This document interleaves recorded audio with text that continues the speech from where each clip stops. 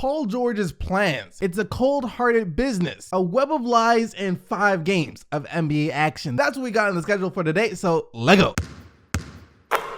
Low-key, Paul George, it might have been better if you just left it at "I'm happy here" and didn't say anything else after that. I get that you wanted to try and save yourself in the future just in case you do leave, so people won't look back and said, well, he's happy here, so why did he leave? He lied. He clearly wasn't happy here. I get that you want to try and do that, but things were going so well in OKC right now. You had just beaten the Golden State Warriors. You're playing well. Russell Westbrook is playing well. Well, Andre Robertson is out. You know, things were looking pretty good in OKC for the moment until you had to come out and put a damper on everybody's mood. So Paul George decided yesterday was a good day to give an update on what he's planning to do in free agency. And here's what he said. Well, I mean, I'm happy here. I'm happy here. I'm happy with this group. At the end of the season, it's still my decision and what I need to do for my family. This has nothing to do with my happiness here though. I've been really happy. It's a great organization to be a part of. But again, you know, I don't want people looking at this and saying like, hey, because he said it's his happiness at the end of the day, he's definitely re-signing. I don't know whether I'm going to LA or what I'm going to do this offseason, but I can say I'm happy about being here. I'm happy playing with Russ, happy playing with Melo and its organization. So the front office has shown what they can do to get pieces and how active they are about winning. Why did this sound like Paul George saying, look, okay, see, it's not you, it's me. I need to go to LA for me. It really sounds like that's what he's saying. And I hate to be the bearer of bad news for any OKC fans out there because I already feel bad enough for you guys. It really sounds like Paul George is about to go to the Lakers or the Clippers even. It's the fact that he's happy playing with Russell Westbrook, playing with Carmelo Anthony. He likes the fact that they're winning. He likes how the organization is trying to win even more. He likes all of that, and he's still saying, you know what? I'm not sure if I'm going to LA or not.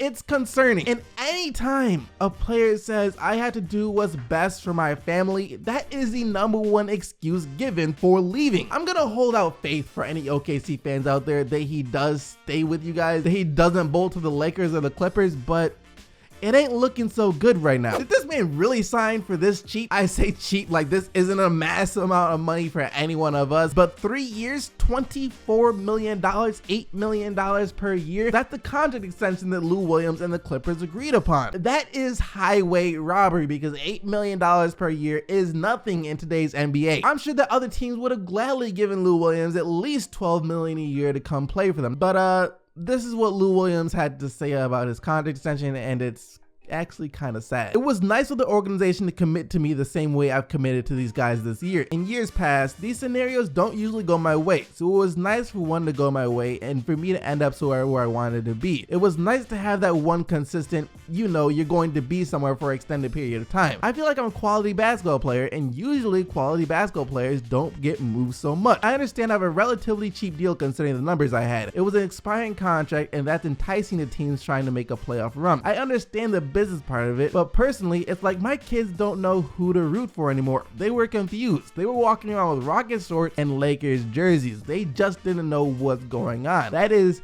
actually sad to think about. He's always been a really quality player. It's just that he got traded almost every single year. So now he's happy that at least someone wants him, or it seems like that, since they offered him a contract extension. So he's happy for now, because Lou Williams, I hate to break it to you, but I don't think the Clippers signed you to that 3-year deal so they could keep you for the next 3 years. We all know the Clippers were just trying to see what they could get for Lou Williams in the trade market like 2 days ago, because it doesn't make sense for the Clippers to have Lou Williams on their team. They're trying to rebuild. They're trying to go young. Lou Williams does not help them accomplish that on his own. So they were probably shopping Lou Williams, weren't getting any offers that they thought were worth getting rid of Lou Williams for, because he was an expiring contract. Teams aren't going to be giving up that much for a player they're only going to have for a couple of months. So they're like, you know what? We'll Blake Griffin Lou Williams. We'll sign him to this contract extension, and then when we can, since they can't do it right now, but when we can over the summer, we'll move him and get a lot more out of him. That's why they gave him such a cheap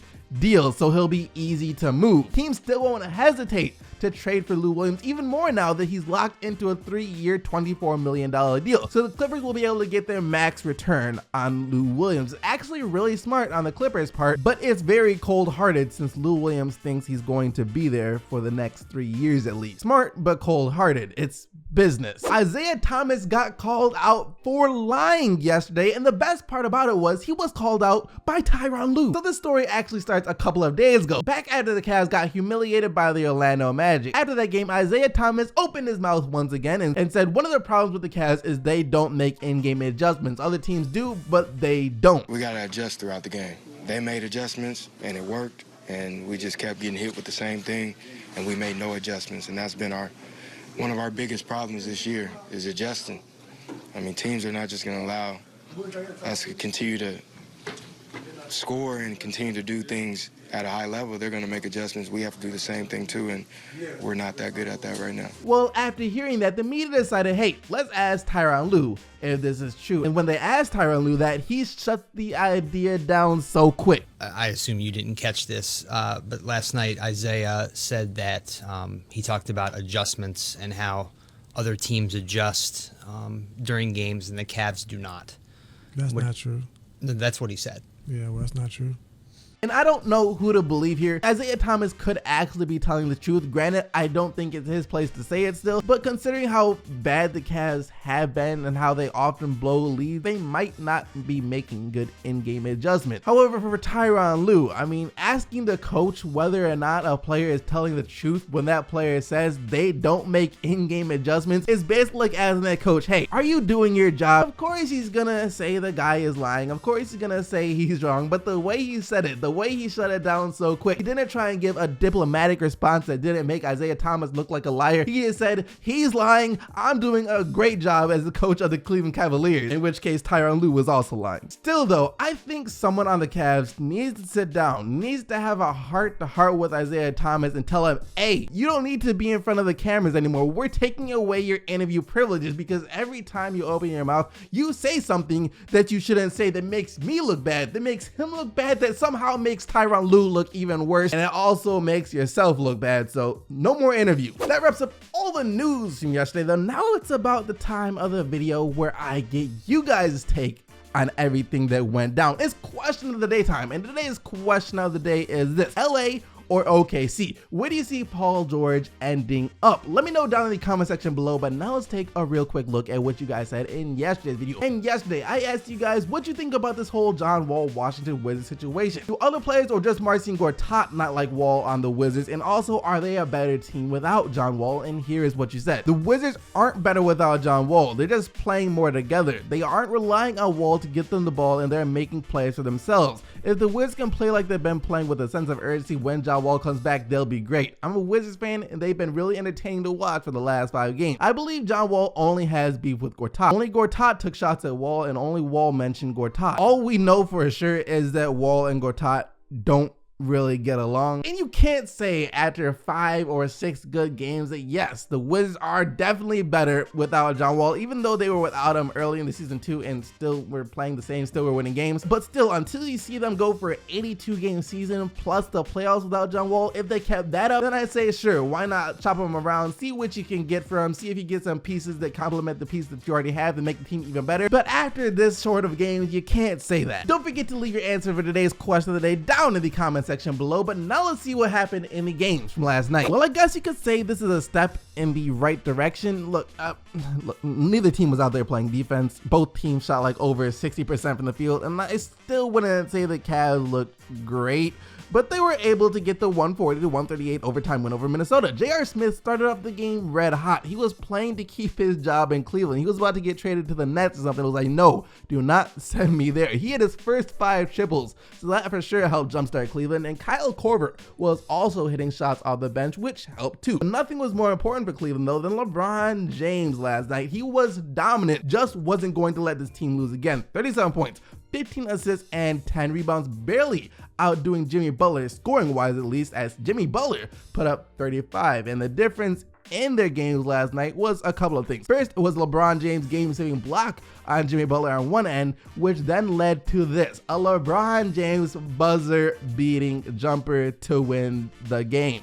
Look, James Harden is still on fire. This dude is flat out balling out. Not another 60-point triple-double, still, not even close, but I mean, he still dropped a light, a smooth, a simple 41 points, and that was enough to get the Rockets the 109-101 win over Miami. Josh Richardson and Goran Dragic each scored 30 for the Heat though. Blake Griffin came alive in the clutch, and that helped get the Pistons the 115-106 win over the Nets. Andre Drummond looked like he was legit about to get 30 rebounds last night, but he only had to settle for getting just 27 rebounds, no big deal, to go along with his 17 points. While Blake Griffin had 25 points and 7 assists, and Allen Crabbe was the high man as he dropped 34 for Brooklyn. Whenever Donovan Mitchell can't get it going, Ricky Rubio says, you know what? I think I can score now. All of a sudden, I think I can go out there and get buckets. He's done this a few times this year. He took over the game for the Jazz, scoring 29 points to get them the 92-88 win over the Grizzlies. Utah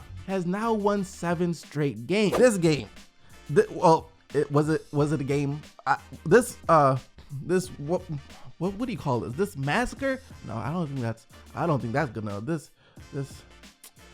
was a no contest. The Spurs destroyed, demolished, whatever you want to call it. They sunned the Suns last night. 129-81. The Suns almost lost by 50. Look, this is the ugly side of tanking. Aldridge with 23 points and 13 rebounds. That wraps up all the action from last night though. Hope you guys enjoyed the video. If you did, be sure to smack that like button and subscribe to the channel so you don't miss out on more daily NBA news, as well as join the quest, the mission, the journey to 200,000 subscribers, hashtag a million a year. Remember to vote for the player of the day, but also remember the only players whose team won are eligible to win player of the day. And yesterday, that player was none other than Russell Westbrook, and his 34 points, 9 rebounds, and 9 assists. Thank you guys once again for watching. I'll see all of you right back here tomorrow, but until then, I'm out of here. Peace!